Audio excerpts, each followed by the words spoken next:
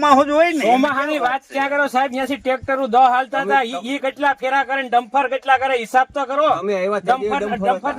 ડમ્પરના 3 ફેરા થાય, આ ટ્રેક્ટર ના છે ને 100 ફેરા થાય. ટ્રેક્ટર તો ધીમું હાલે. હા, તમને ખબર પડે કે નહીં? ડમ્પર વધારે હાલે કે ટ્રેક્ટર વધારે હાલે?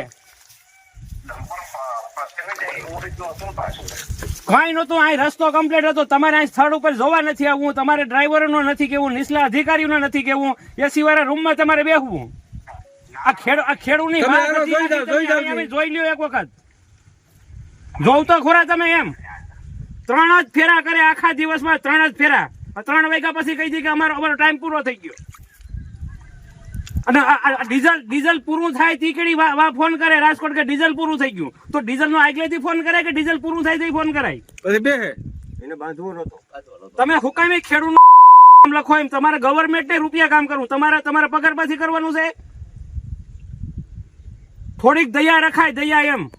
પાછલી પેઢી છે ને ભૂંડા થાય તો હું તમને કહી દઉં એમ. થોડીક તો દયા હોવી જોઈએ કે ના હોવી જોઈએ ખેડૂત ઉપર?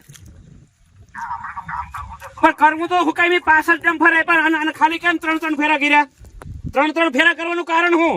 ટ્રેક્ટર 100 થી 7 ફેરા કરે. ખેડૂત પ્રાઇવેટ ટ્રેક્ટર મૂક્યા હતા, ઈ જ જગ્યાએ બાજુમાં મૂક્યા હતા. તપાસ કરો તમે. ખેડૂત 5 લાખ રૂપિયા નાખ્યા. કેટલા? તમે અહીં જોઈ જાવ, એકવાર જોઈ જાવ. એક વખત સ્થળ ઉપર આવીને જોવ ને પછી બોલાવો ને નિસલાવ ને પછી ખખડાવો. હુકામી કઈ ભાઈ આ ધંધો કરો કઈ? તમે મારી વાત સાંભળો. સ્થળ ઉપર જોઈ અને પછી તમે નીચલા અધિકારી નો પૂછો. નાનભાઈ ને આપું આ તાલુકા પંચાયત સભ્યના. સાહેબ તમે આ તપાસ કરો ને તો તમને ખબર પડે કે અધિકારીઓ શું કરે. તમારા નીચલા અધિકારી તમને અહીંયા કેતા હોય કે હાલે પરિસ્થિતિ. સાહેબ આ જો ટ્રેક્ટર મારે ટ્રેક્ટર તો ના હાવ ધીમું હાલતું હોય ને, ઈ 6 ફેરા કરે અને આ 3 ફેરા કરે, તો તમે એ પાછું રોડે રોડ છે, ડામર પટ્ટી રોડ છે, ખાલી 1 કિલોમીટર 1/2 કિલોમીટર રફ રસ્તો છે. એ કાયદેસર